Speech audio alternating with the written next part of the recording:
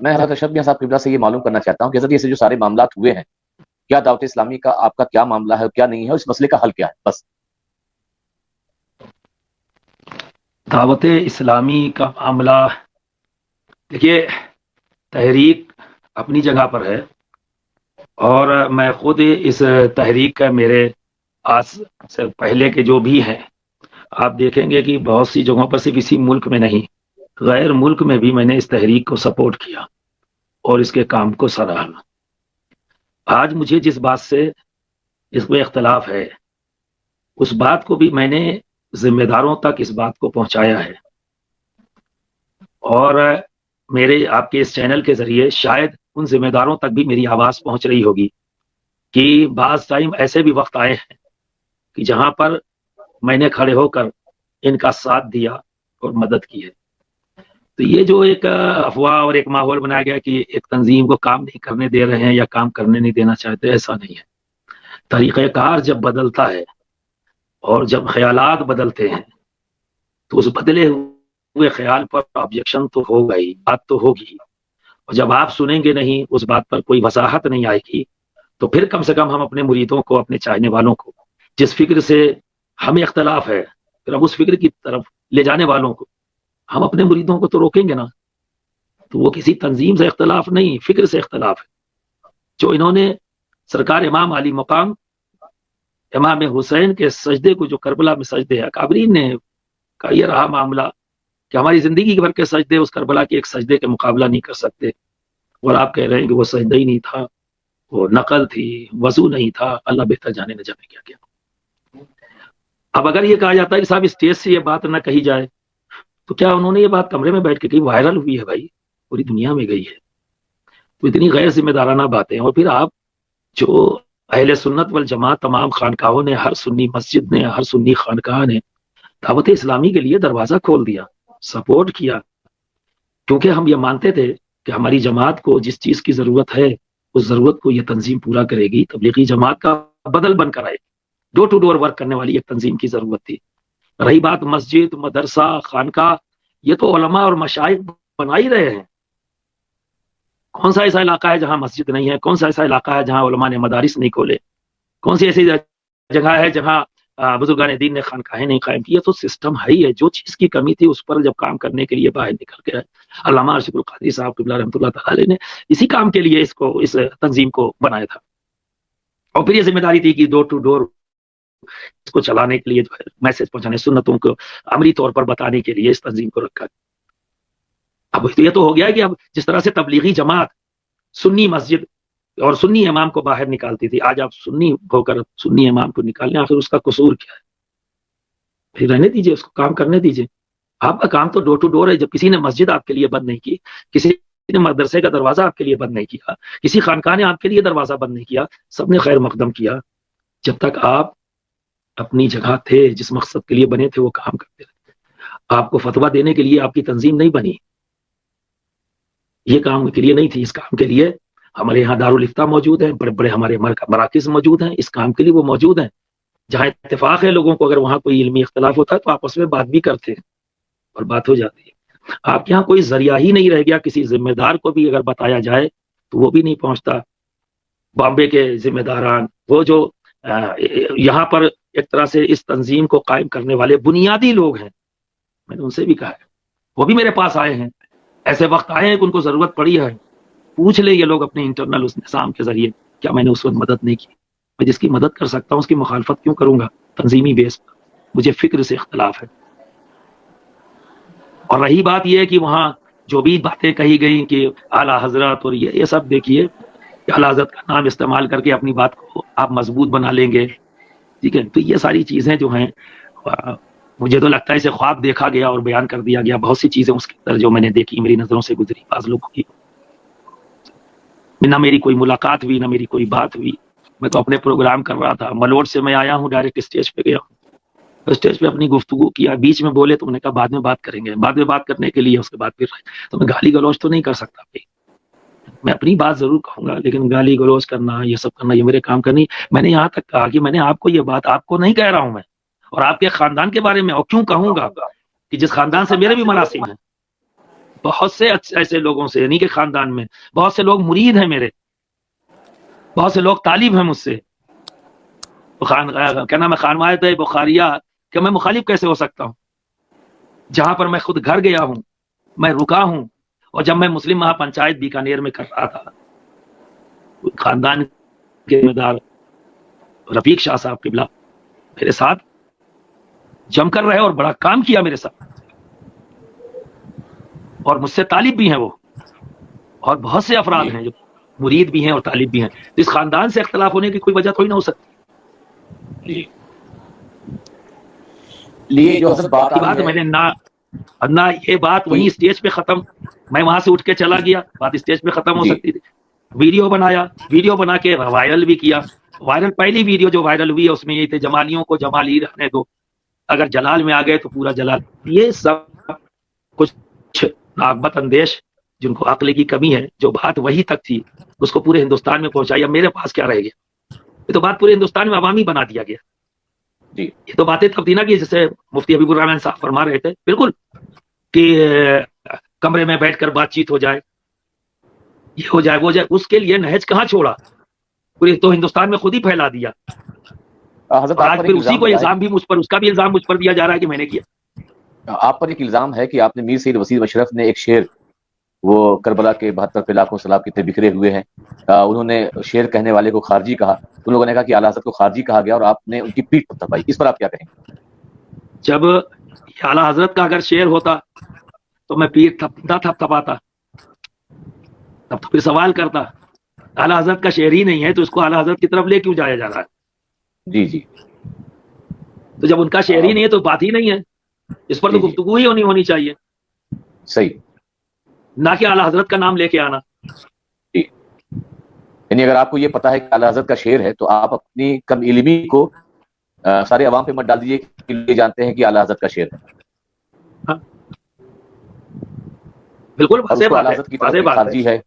جی بہت سی چیزیں ایسی ہیں جو لوگ کبھی کبھی اپنی مرضی اپنی پسند کو بولتے ہیں، اور اگر کوئی اس کا جواب دے دے اور اس پر اگر ٹوک دے تو پھر وہ اور کچھ نہیں سمجھنے کے بجائے وہ فوراً گستاخی کا بھی فتویٰ دے سکتے ہیں، اور ہو سکتا ہے اس بات کو لے جا کے اعلیٰ حضرت کی ذات سے چسپا کر دے کہ صاحب انہوں نے اعلیٰ حضرت کو کہا ہے. تو یہ مزاج بناتے جا رہے ہیں اپنے ڈیفنس کے. ابھی انہوں نے ایک دھمکی دی ہے، ایک تو سنا ہے کہ اسٹیج پر کہا کہ گولی مار دیں گے، اور ایک ویڈیو میں کہا کہ جو صوفی صفت لوگ ہیں جو آتے ہیں یو پی وغیرہ سے، ان کو ہم ننگا کر دیں گے، بے نقاب کر دیں گے، یہ کر دیں گے وہ کر دیں گے. یہ ساری باتیں آئی ہیں. دیکھیے وہ اپنے گھر سے کچھ بھی بول سکتے ہیں، اب گالی گلوج میں اس گالی کا جواب گالی سے نہیں دے سکتا. رہی بات گولی مارنے کی تو بے شک گولی مار دے. امام علی مقام کے ناموس کے لیے اور ان کے سجدے کا کوئی مذاق اڑائے اور میں خاموش رہوں، اس جرم میں اگر کوئی مجھے گولی مار دیتا ہے تو مجھے پر کوئی فرق نہیں پڑتا. میں تو یہ کہوں گا کہ اس خون سے میرے تمام جو کمیاں میرے سے زندگی میں ہوئی ہیں وہ خون صاف کر دے گا، اور میں اس لائق تو بن جاؤں گا کہ کہہ سکوں اے امام آپ کا یہ غلام اس لائق ہو چکا ہے، اپنے خون سے اپنی کمیوں کو اس نے دھل لیا ہے، اب تو اپنے قدموں میں بیٹھنے کی جگہ دے دیں. جی مولانا رمضان صاحب، آپ جس علاقے میں ہیں وہاں پر لوگ کیا چاہتے ہیں کہ اس مسئلے کا حل کیسے ہو؟ دیکھیے اس مسئلے کا حل تو جیسے کہ حضور اشرف ملت نے بتایا کہ اب پوری وائرل جو ویڈیو کر کے، تو اس سے پہلے ہونا چاہیے تھا یہ تو حل، اگر بیٹھ کے حل، اور وہاں کہا بھی جا رہا تھا، حضرت نے بھی کہا، لیکن وہ اس بات کو ماننے کے لیے تیار ہوں تبھی تو. نہیں تو کس طور پہ حل ہو؟ ٹھیک ہے اگر کل بھی حل ہوتا ہے تو کس طور پہ حل ہو؟ تو یہ تو بیٹھ کے ہی ہوگا حل، اس کے علاوہ تو کوئی راستہ ہی نہیں ہے. جی مفتی حبیب الرحمن صاحب آپ کیا کہہ رہے ہیں؟ جو انہوں نے گالیاں دی ہیں اور گولی مارنے کی بات کہی ہے، مجاہد اسلام میں نے کل فون پر محکم الدین صاحب کو ساری باتیں کہہ لی ہیں، اور حضور اشرف ملت قبلہ بھی جو فرما رہے تھے مفتی وسیم صاحب کا معاملہ، شعر والا مسئلہ، یہ بات بھی انہوں نے کل میرے سامنے فون پر رکھی. میں نے ان کی ان دونوں یا تینوں باتوں کا جواب بھی دیا، اور بہت واضح لفظوں میں نے کہا کہ حضور اشرف ملت قبلہ نے اعلیٰ حضرت کی مخالفت پر یا اعلیٰ حضرت کو خارجی کہنے پر اگر کسی کی پیٹھ تھپتھپائی ہے، واہ واہی کہی ہے، تو ایسا کوئی ثبوت آپ پیش کریں.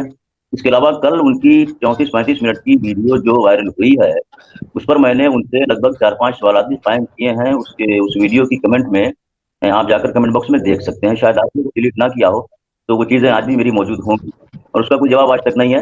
اس کے علاوہ اس مسئلے کے حل کے لیے میں نے ان سے بہت صاف لفظوں میں کہا تھا میں ذمہ داری لیتا ہوں حضور اشرف ملت قبلہ ان کے تعلق سے آل انڈیا قومی مسلمان ہونے کی حیثیت سے میں اس بات کی ذمہ داری لیتا ہوں. اگر آپ حضرات تیار ہیں اور آپ کو تیار رہنا ہی چاہیے, انشاءاللہ تعالیٰ بند کمرے میں بیٹھ کر ان تمام معاملات کو حل کر لیا جائے گا. آپ اپنے پابند حضور اشرف ملت کے سامنے رکھیں, وہ انتہائی مدبر آدمی ہے, مفکر آدمی ہے, جہاں دیدہ آدمی ہے. انشاءاللہ تعالیٰ وہ کسی بھی آپ کی جائز بات کو, آپ کے جائز مطالبے کو رد نہیں کریں گے. یہ تمام باتیں حضور میں کل کر چکا ہوں ان سے, بلکہ مولانا رمضان صاحب سے کل میری فونی گفتگو ہوئی. اس کا جواب کیا دیا انہوں نے؟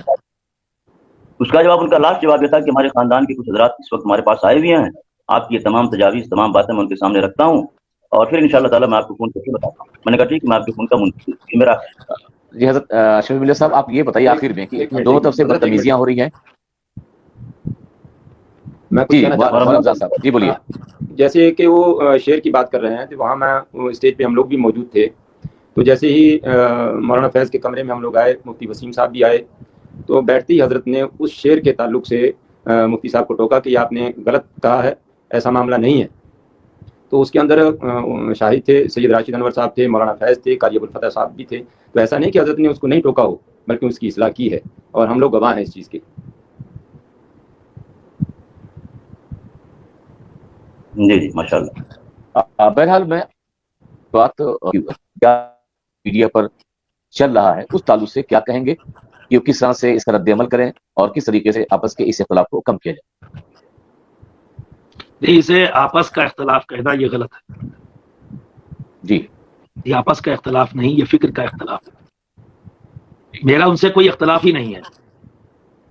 انہوں نے مجھے گالی بکی, انہیں مجھے گولی مارنے کی بات کی, میں اس پہ کوئی ری ایکشن نہیں دے رہا ہوں. ان کی مرضی ہے,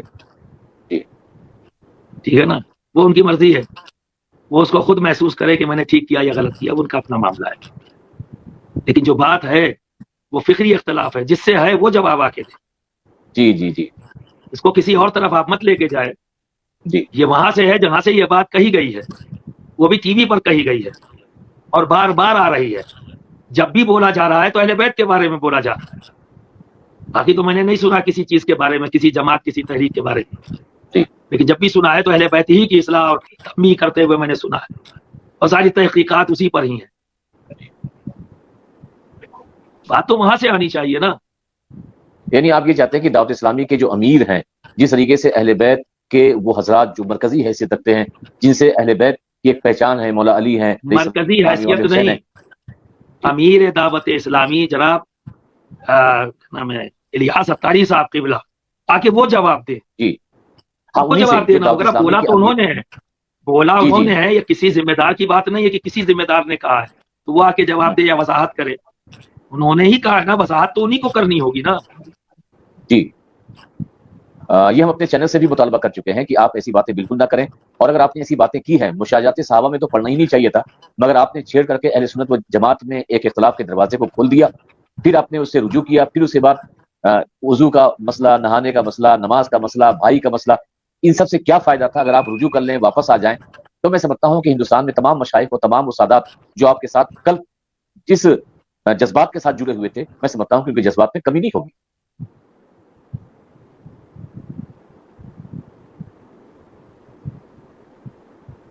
ٹھیک ہے, اب میں حضرت یہاں پہ ایک میں چاہوں گا, کیونکہ سوشل میڈیا پر دونوں طرح کے لوگ جو ہے ایک دوسرے کو گالیاں, ادھر سے بھی جو ہے آپ کو خانوادے کو, یا ادھر سے بھی کچھ لوگ جو ہے ادھر بھی کچھ ایسی باتیں کہہ جاتے ہیں. بس ایک ایسا کہیں کہ ٹھیک ہے, اگر انہوں نے گالیاں دی ہے اور انہوں نے آپ کو گولی مارنے کی بات کہی ہے, تو آپ اپنے چاہنے والوں کو ایک امن کا پیغام اس چینل سے دے دیں.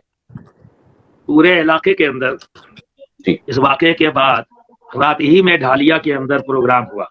جی, برسرے اسٹیج میں نے کہا کہ کوئی پلٹ کر گالی نہیں دے گا. جی, انہوں نے مجھے گالی دی, جب میں نے گالی میں دے ہی نہیں سکتا, گولی مارنے کی بات ہے, میں کھا لوں گا گولی. لیکن میں آپ سب لوگوں کو تنبیہ کرتا ہوں کہ کوئی گالی نہیں دے گا, کوئی اس طرح کی بدتمیزی نہیں کرے گا. تو جہاں کا معاملہ تھا وہاں میں نے کہہ دیا. جی, یہ تو مجھے بھی, میں تو اس پروگراموں میں چل رہا ہوں, تو مجھے ہی پتہ لگا کہ صاحب وائرل ہو رہا ہے اور ویڈیو آ گئی ہے, اور صاحب اس پہ پڑے کمنٹس چل رہے ہیں پورے ہندوستان میں پھیل کے, تو لوگوں نے بولنا شروع کیا, بتانا شروع کیا. تو یہ عوامی سطح پر لے جانے کا کام تو وہیں سے ہوا ہے, ورنہ بات تو وہیں ہو جاتی. بات تو, اور آج بھی میں یہ بات کہہ رہا ہوں کہ گالی کا جواب گالی نہیں ہے, جو اصل مدعا ہے اس سے ہٹایا نہ جائے, یہ بھی بتایا جائے نا کہ کیوں. تو میں نے اس وقت بھی کہا تھا کہ جب تک یہ تکلیف میرے اندر رہے گی میری ایمانی غیرت گوارا نہیں کرتی کہ میرے امام کے سجدے کا کوئی مذاق اڑائے. جی نہیں کرتی صاحب, نہیں کرتی. تو کم سے کم میں اپنے چاہنے والوں اور مریدین کو میں اس فکر کے رکھنے والے یا اس فکر کو پھیلانے والوں کے ساتھ نہیں جانے دوں گا, میں روکوں گا. یہ حق مجھے حاصل ہے. بے شک حق بات. یہاں پہ بہت سے لوگ مولانا رمضان صاحب یہ سوال کر رہے ہیں کہ گالی کا ویڈیو نہیں بنا, گولی مارنے کا ویڈیو نہیں بنا, یعنی وہ حجت ویڈیو بنا رہے ہیں. تو پھر میں آپ سے پوچھنا چاہتا ہوں کہ کل اگر اس اسٹیج پر اس علاقے میں جو لوگ وہاں پہ موجود تھے, کیا یہ شریعت جس چیز کا تقاضا کرتی ہے گواہی کا دلائل کے ذریعے یہ ثابت کر سکتے ہیں کہ سید صاحب قبلہ نے گالیاں دی اور گولی مارنے کی بات کہی؟ بالکل, جن کے میں نے نام گنائے ہیں بالکل وہ شہادت دینے کے لیے تیار ہیں. کہیں بھی ان کو بلایا جائے گا تو انشاءاللہ تعالیٰ وہ آ کے شہادت دیں گے. جی جی, بہرحال حضرت آپ کا بہت بہت شکریہ, کیونکہ آپ جلپائی گوڑی کے علاقے میں ہیں اور مولانا مفتی حبیب الرحمان صاحب قبلہ اور مولانا رمضان اشرفی نعیمی صاحب قبلہ کی آپ لوگ ہمارے پروگرام سے جڑے, اور بہت سے لوگوں کے دلوں میں خلجان تھا اور وسوسے تھے. ویڈیو آنے کے بعد لوگ پریشان تھے کہ اصل واقعہ کیا ہے, صحیح واقعہ کیا ہے. بہرحال تمام لوگوں کو یہ بات واضح ہو گئی. آپ تمام حضرات کا شکریہ. السلام علیکم.